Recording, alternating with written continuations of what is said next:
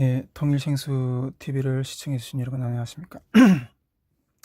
오늘은 통일시대 원한의 문제라는 주제로 여러분들하고 함께 이렇게 말씀을 좀 나눠보려고 합니다.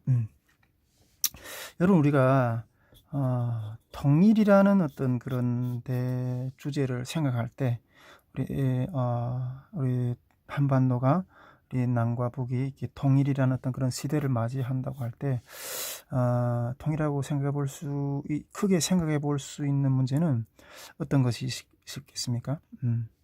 첫째는 제도에 대한 어떤 그런 통일이 있어야 될 거고, 그리고 또 이게 사회적인 어떤 그런 통일, 어떤 이런 두 가지 큰 주제로 우리가 생각해 볼 수 있다고 생각이 됩니다. 제가 이게 전에도 통일시대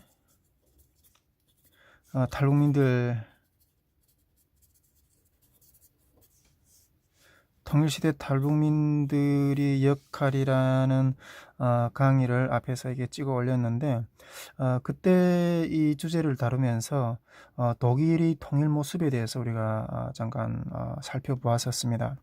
그때 독일은 지금은 이렇게 통일이 되어든 이제 한 30년 가까이 되는 걸로 알고 있는데, 제도적인 통일은 되었지만은 아직까지도 이 사회적인 통합 이 부분에 대해서 이렇게 고충을 겪고 있는 어떤 그런 부분들에 대한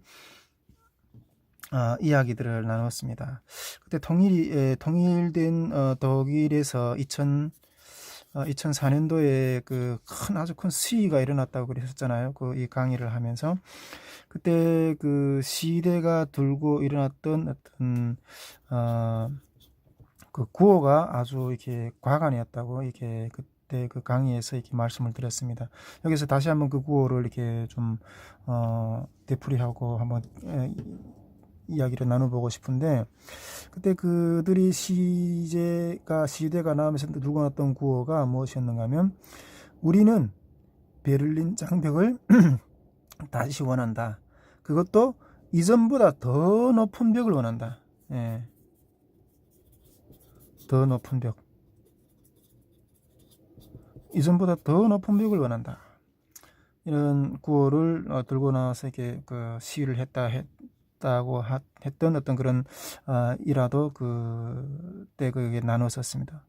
정말 독일은 제도적인 통일을 했지만은 아직도 그 사회적인 통합 문제를 겪고 있으면서, 그리고 또 그 사회적인 통합 문제가 가장 어떤 극렬하게 제기되었을 때 시위 가운데 들고 나왔던 그 시 제목, 우리는 베를린 장벽을 다시 원한다. 그것도 이전보다 더 높은 벽을 원한다. 통일이라는 것은 이렇게 쉬운 문제가 아닌 것 같아요. 예. 독일도 통일 사회에서 어떤 내부적으로 사회적인 통합 이루는 것 가운데 이런 큰 난관에 부딪혔던 것들을 우리가 통일시대 탈북민 역할이라는 강의에서 이렇게 잠깐 독일 사례를 들어가면서 이렇게 좀 한번 봤습니다. 오늘도 제가 다루려고 하는 주제는 통일시대의 원한의 문제라는 어떤 주제이지 않습니까?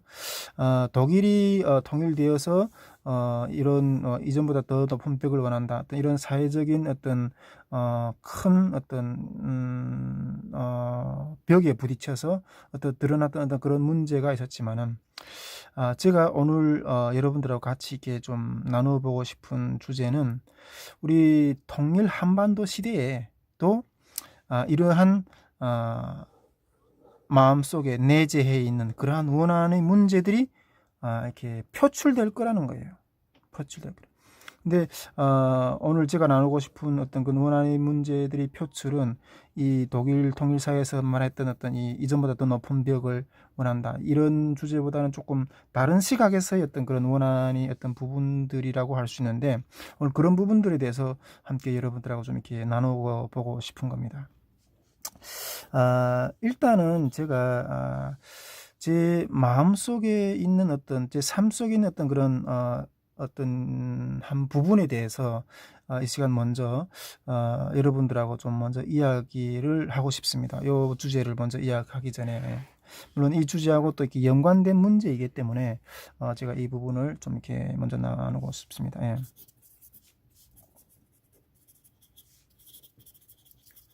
예, 나의 삶 속의 문제 이렇게 먼저 좀 나누고 싶은데, 저는 하나님께서 저를 통해서 어떤 한 가지의 문제를 풀기를 원하신다는, 예,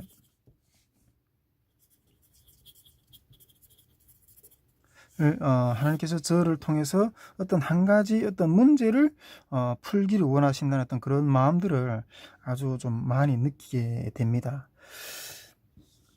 근데 이 하나님께서 저를 통해서 이렇게 풀기를 원하시는 한 가지 문제에 대한 어떤 그런 문제의식은 어떻게 저한테 이렇게 작용해서 이렇게 오게 되었는가 하면, 이거는 이 문제를 하나님께서 이렇게 꿈으로 계속 인식시키셔요. 예, 꿈으로 이 문제를 계속 인식시키는 어떤 그런 과정 가운데 있는데, 저는 이 한 가지 꿈 때문에 계속 시달리게 돼요. 이 꿈 속에서 이렇게 뭔가 보면 이 어떤 앞으로 지금 좀 조금 뒤에 이게 그 꿈에 대한 이야기를 할 건데, 이 꿈 속에서 저는 이 꿈 꿀 때마다 계속 시달리게 돼요. 그 꿈 속에서. 예.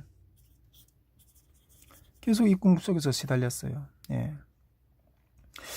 이 꿈이 제가 어떤 똑같은 꿈인데, 이 꿈이 이 꿈을 꾸게 되는 어떤 그런 시점은 제가 이렇게 한국에 들어온 어떤 그런 시점부터였던 것 같은 것으로 기억이 됩니다. 한국에 들어왔던 시점이었는지 아니면 한국에 오기 전부터 꿨던지는 잘 기억이 안 나는데 가물가물하지만, 아무튼 이렇게 한국에서 들어온 시점부터 계속 이렇게 이 꿈에 계속 한 가지 꿈, 그리고 똑같은 꿈으로 계속 시달리고 있는데, 제가 저는 한국 온 지는 10년 훨씬 넘었잖아요. 예. 10년 훨씬 넘은 어떤 그런 시점인데 계속 이런 꿈을 꾸고 있는 거예요, 제가. 그런데 이 꿈을 꾸고 나면 저는 이 꿈에 대한 저희 태도는 현재는 이 꿈에 대해서 이렇게 꿈이 저희 현실 생활과 이렇게 전혀 상관이 없기 때문에 그냥 무시했어요. 예. 이 현실 생활과 저희 현실 전혀 상관이 없기 때문에 그냥 꿈을 무시했어요. 그런데 요즘에 와서 이 꿈을 좀 주시를 하게 되었어요. 예. 이 꿈을 좀 주시를 하고 또 묵상을 하게 되었습니다. 그럼 이제부터 이 꿈에 대한 이야기를 좀 하고 싶은데, 먼저 이 꿈에 대한 이야기를 이해를 하려면 이 꿈에 대한 어떤 배경적인 어떤 이야기부터 먼저 해야 될 것 같아요. 이 꿈에 대한 어떤 배경적인 이야기를 하려고 하는데, 이 배경적인 이야기는 그래요. 저는 북한에 있을 때 제 거주지가 두 곳이었어요. 제가 적을 두고 살았던 곳이 두 곳 정도 있었습니다. 한 곳은 제가 태어났던 곳, 제가 태어난 곳. 제가 이렇게 채널 소개를 할 때도 이렇게 말씀드렸죠. 제가 저희 구체적인 어떤 정보 같은 거는 제가 말씀을 안 한다고, 이렇게 보안상 문제로 안 한다고 이렇게 말씀드렸기 때문에 그 태어난 곳에 대한 이름은 밝히지는 않겠습니다. 그 고장 이름은 밝히지는 않겠습니다. 여기에서 제가 태어나서 한 8년 동안 한 8살 정도까지 살았습니다. 여기서 한 8년 동안 8살 때까지 살았었는데, 그러다가 북한에서 제가 태어난 그곳에서 어떤 군사기지가 어떤 군사기지였다는 것도 여기서 밝히지는 않겠습니다. 대규모였던, 제가 먼저 태어났던 그곳에서 이게 대규모였던 군사기지 건설로 인해서 그 지역에 사는 사람들 대거 이게 이동을 했어요. 이주시켰어요. 다른 지역에, 다른 마을로, 다른 군에 어떤 이주시키는 대거 어떤 아주 중요한 군사 시설이 그쪽에 들어왔기 때문에 대거 그 지역에 사는 주민들을 이주시키는 어떤 그런 일들이 있었어요. 그래가지고 8살까지 그 태어났었던 곳에 살다가 한 8살 이후부터는 두 번째 거주하고 있던 어떤 그런 거주해서 그때까지 이렇게 제가 한국에 이렇게 탈북할 때까지 쭉 그쪽에 살았는데 이주했던 곳, 예. 예, 두 번째로 이주해서 어떤 그런 곳에 한 곳에서 머물면서 살았습니다. 그 속에서 그곳에서 제가 한 9살부터 뭐 쭉 탈북할 때까지 쭉 지내게 되었습니다. 이렇게 제가 북한에서 거주하면서 살던 곳은 뭐 이렇게 한 두 곳 정도 되었습니다. 태어났던 곳, 그다음에 또 이주했던 곳. 근데 이 처음에 제가 이렇게 거주하면서 살았던 곳은 그래요. 정말 애착이 있고, 예, 말 그대로 애착, 예. 정말 애착이 있고, 정말 정이 깊은 곳이었어요. 그곳은, 이렇게, 제 집도 이렇게 터전이 넓고, 예. 터전도 이렇게 상당히 넓었고, 그리고 이게 텃밭도 이게 땅이 너무 좋아가지고 작물도 잘 됐어요. 우리가 전에도 잠깐 이야기를 했지만은 어떤 북한에서는 어떤 개인 집들이 이렇게 하나씩 주면 그 주변에 한 30평 정도의 어떤 이렇게 곡식을 심어서 먹고 살 어떤 그런 터전들을 준다고 했던 이야기를 이렇게 전에 했던 것 같은데, 어떤 그 처음에 살던 곳은 정말 이렇게 터전도 일반 집들보다 좀 많이 넓었어요. 그리고 땅도 좋았고, 예. 여기서 작물도 정말 너무 잘 자랐어요. 정말 뭐 소도 키우고 양도 키우고 염소도 키우고 닭도 키우고 개도 키우고 정말 풍요로운 어떤 삶 자체였던 것 같아요. 제 기억에는. 예. 그리고 정말 소시적 어떤 친구들도 있고, 예. 어떤 정말 이 첫 번째 태어났던 곳에 대한 이미지는 저에게 늘 아주 이렇게 정말 요람처럼 그렇게 인식이 되는 어떤 그런 곳이에요. 그런데 이 두 번째로 이주했던 곳이 있잖아요. 예. 이곳은 말 그대로 척박한 곳이었어요. 예, 척박한. 정말 이런 집도 이렇게 그때 가서 정말 나중에 받긴 했는데 이렇게 터전도 좁고, 예. 그리고 이런 집을 생기기 전까지는 여기저기 이렇게 돌아다니면서 뭐 다른 집에서 겹방살이도 하고 그랬지만은, 그리고 또 나중에 뭐 집이 얻어졌을 때 뭐 터전도 좀 좁았고 땅도 아주 척박했고 거기서 곡물도 잘 이렇게 자라지 않았고, 어쨌든 이 두 번째 이주했던 곳에서였던 그런 삶의 기억은 정말 척박했어요. 척박. 나중에 1990년대 초반에 고난의 행군이 시작됐잖아요. 예. 고난의 행군 시절에 저는 그런 생각을 했어요. 우리가 이 처음에 태어났던 그곳에서 이게 군사기지 때문에 이주하지 않았었더라면 정말 그 저주스러운 어떤 정말 굶어 죽고 수많은 어떤 그런 정말 헐벗은 어떤 굶주림이 어떤 그런 고생은 하지 않을 수 있지 않았을까, 어떤 그런 생각이 드는 거예요. 우리가 이주했던 어떤 그곳에는 상당히 어떤 굶어 죽는 사람도 많이 나타났고 엄청나게 어려웠었는데, 처음에 태어났던 그곳에는 주민들이 이렇게 크게 뭐 굶어 죽는다든가 어떤 그런 이야기를 못 들었어요. 그래서 제가 그때 이 고난의 행군 시절에 만약 우리가 처음에 태어났던 곳에서 이주하지 않고 그냥 그곳에서 살았었더라면, 예, 이런 그때 당시 90년대 초반 당시 우리가 겪었던 어떤 그런 어려움이나 고난은 겪지 않을 수 있지 않았을까 하는 어떤 그런 생각을 늘 하게 되었어요. 이 고난의 행군 시절에. 요게 이 꿈에 대한 제 꿈을 이해를 하려면 요런 어떤 삶의 어떤 배경들을 이해를 해야 되기 때문에 저런 이야기를 했어요. 자, 그러면 이제 이 꿈에 대한 이야기를 좀 이렇게 좀 하고 싶은데, 이 제가 주기적으로 꾸었던 이 꿈의 요점은 무엇인가 하면, 내가 이 원래 살았던 집, 예. 이 원래 살았던 집에 가서, 예, 찾아가서 그 소유권을 계속 주장하고 있는 거예요. 이것은 내가 살았던 곳이다. 이 집을 돌려달라. 이미 그 꿈속에서는 이미 그 원래 살았던 집은 다른 사람의 소유가 되어 있었고, 다른 사람이 뭐 들어와 있는 어떤 그런 것들도 있었지만은 그 속에서 계속 가서 그 내가 원래 살았던 집을 청소한다든지 거기서 이렇게 뭐 살려고 노력한다든지 그 속에서 이렇게 그 거주 먼저 이렇게 다른 사람이 이미 들어와서 사는 그 사람하고 어떤 소유권을 이렇게 서로 다투는 어떤 그러한 소유권 주장을 하는 그런 꿈을 계속 이렇게 연속적으로 꾸었다는 거예요. 이 원래 살고 있던 이 집을 찾고자 계속 어떤 그 꿈속에서 몸부림치는 어떤 그런 꿈을 한두 번도 아니고 10년 넘게 10년 넘게 계속 꾸었다는 거예요.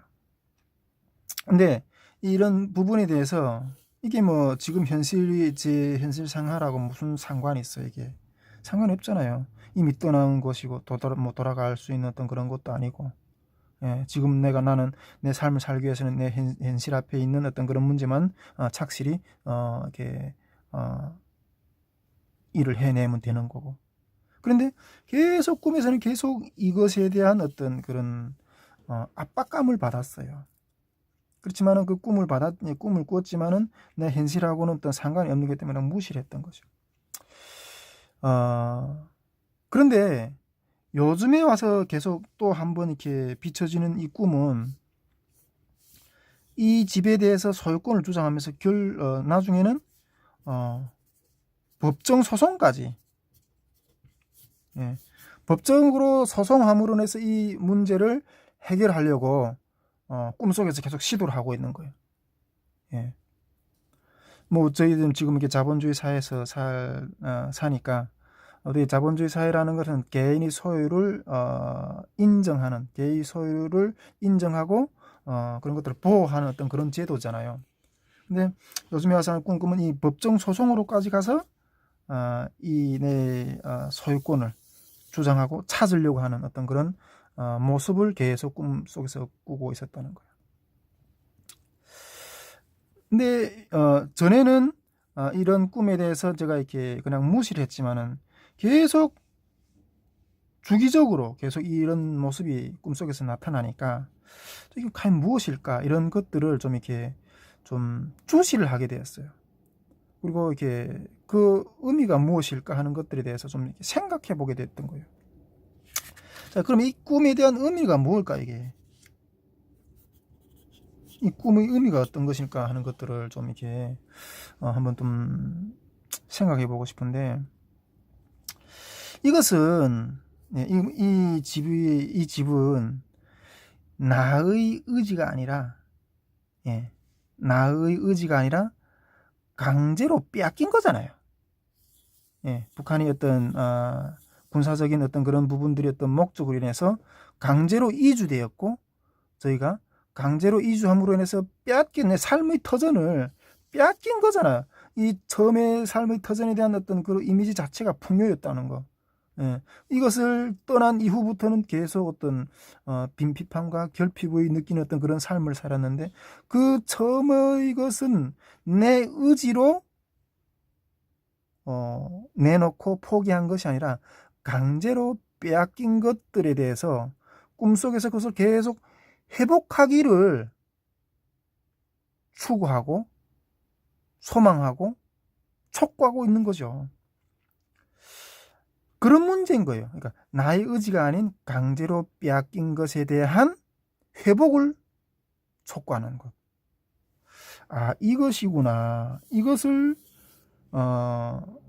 이것이 이 꿈의 어떤 본질적인 어떤 그런 메시지가 아니겠는가.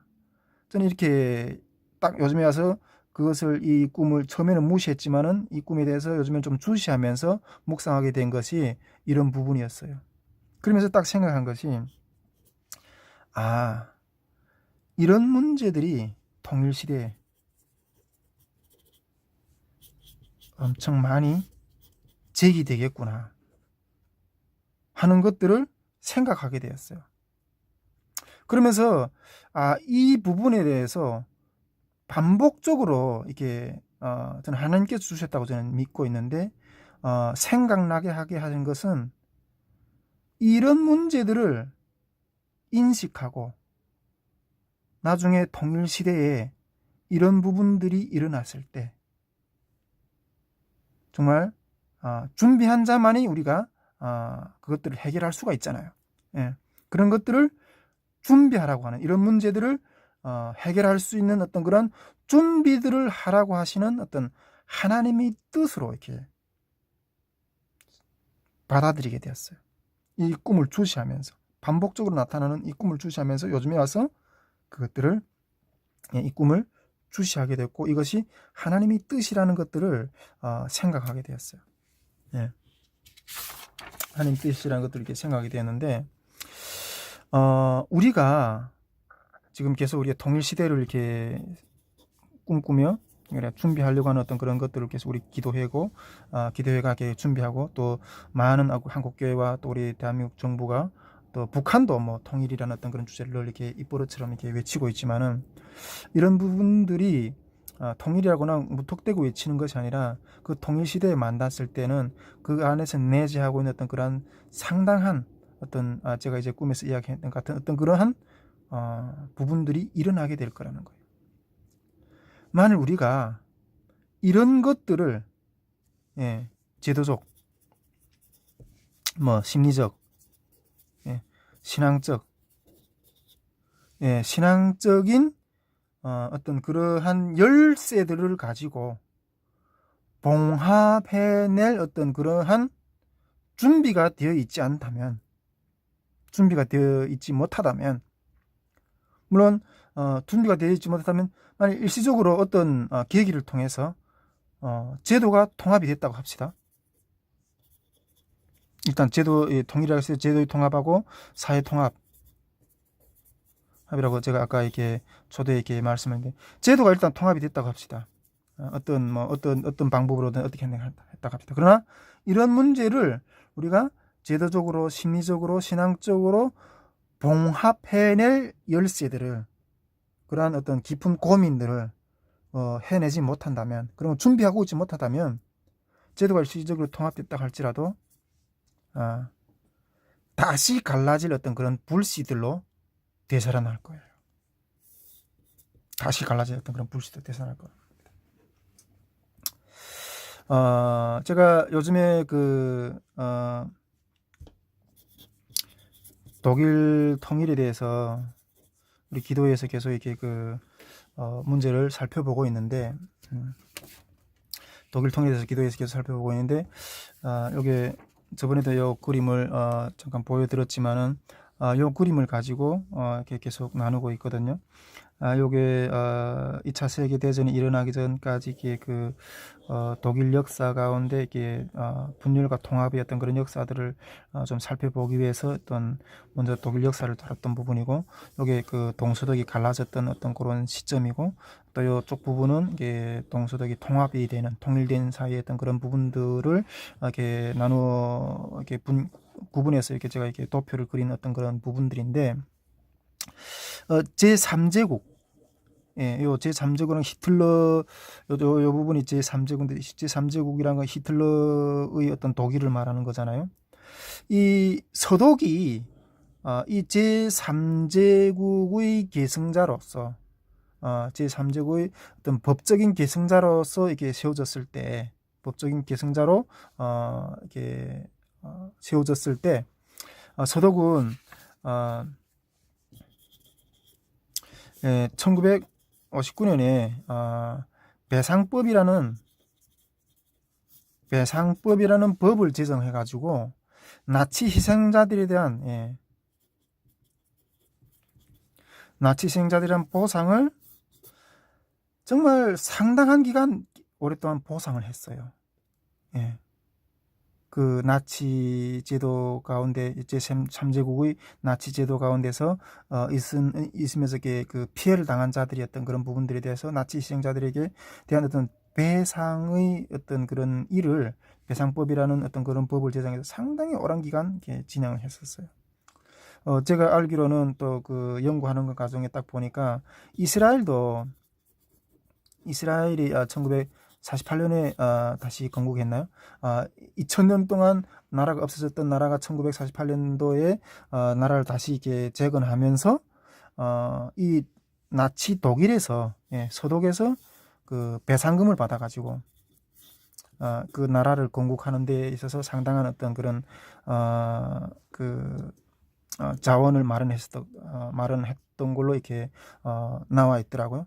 우리나라도 이렇게 박정희 대통령이 우리나라를 이렇게 부강하게 세울 때 일본으로서부터 일본의 어떤 그런 배상금을 받아가지고 상당한 어떤 그런 어떤 자원을 마련해서 이렇게 나라를 발전시키는데 어떤 그런 상당한 어떤 기여를 했다는 것들 이야기들을 제가 들었는데, 어쨌든 이게 나치 독일의 어떤 법적인 계승자로 이게 서독이 세워지면서 배상법이라는 어떤 그런 법을 제정해서 희생자들에 대한 어떤 그런 배상의 법을 배상을 아주 철저하게 나름대로 열심히 했다는 거예요. 이뿐 아니라 이 서독은 나중에 1990년도에 90년 10월 3일에 통일이 되잖아요. 통일이 됐을 때 이 서독은 그때도 이 동독의 법적 계승자로서 이렇게 나서면서 동독 정부에서 이렇게 피해를 받은 희생자들에게도 보상을 해야 된다 하는 어떤 그러한 이야기도 이게 사회 문제에서 여러 가지로 이렇게 제기되었다고 해요. 예. 제가 요즘에 그 독일 통일에 대한 문제들을 계속 이렇게 연구를 하면서 보니까 이 독일이 이렇게 그 제3제국이 멸망한 다음에 2차 세계 대전에 패망한 다음에 그 연합군이 들어오잖아요. 미국, 영국, 프랑스, 소련. 이게 연합국 통치 기간이 1945년부터 1949년 동안 어떤 9년 한 몇 년 한 5년 사이에 이렇게 연합군 통치를 아주 이렇게 하면서 나중에는 이렇게 자치 정부를 이렇게 세워주고 이렇게 하긴 하지만 그때는 완전한 이렇게 연합국 통치하에 있었을 때 상당히 어떤 이 구체적으로 이렇게 내재해 있는 아까 제가 이렇게 꿈에서 이야기했던 어떤 그런 부분들에 대한 그런 부분들에 대한 어떤 상당히 구체적인 어떤 얼마나 어려운 문제들이 내재해 있는가 하는 것들을 요즘에 보면서 이게 보통 문제가 아니구나. 보통 문제가 아니구나 하는 것들을 지금 계속 보고 있습니다. 우리 지금 이게 연합국 통치 기간이 어떤 그런 내재했던 문제들을 지금 이렇게 보고 있지만 나중에 통일 독일 사회 가운데서도 1990년도 이후부터 이게 동독과 서독이 이렇게 통합이 되면서도 똑같은 어떤 그런 문제들이 이렇게 발생하지 않을까 하는 어떤 그런 것들을 이렇게 예상하고 있는데 아직은 이 부분들에 대해서는 아직 살펴는 보지 않았습니다. 살펴는 보지 않았습니다. 그것처럼 이게 독일 통일도 통일 독일 사회에서도 이게 그러한 이게 내재하고 있는 그런 어려운 문제들이 상당히 많았다는 거예요. 상당히 많. 자, 그러면 우리 남북 통일 시대는 어떨까요? 남북 통일 시대는 어떨까요? 그러나 동독과 서독은 그래도 민족끼리 싸우진 않았어요.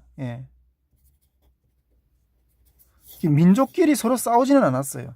민족끼리 서로 싸우지는 않았어요. 그럼에도 불구하고 이러한 배상의 부분에 대한 어떤 그런 부분들을 상당히 어떤 그런 큰 비중을 두어서 이렇게 상당한 오랜 기간 동안 많은 마음과 또 물질적 재정과 이런 것들을 쏟아서 어떤 그 해결하려고 노력을 했는데 우리 남북은 어떻습니까? 민족끼리 엄청난 큰 전쟁을 했잖아요. 엄청난 큰 전쟁을 했잖아요, 우리가.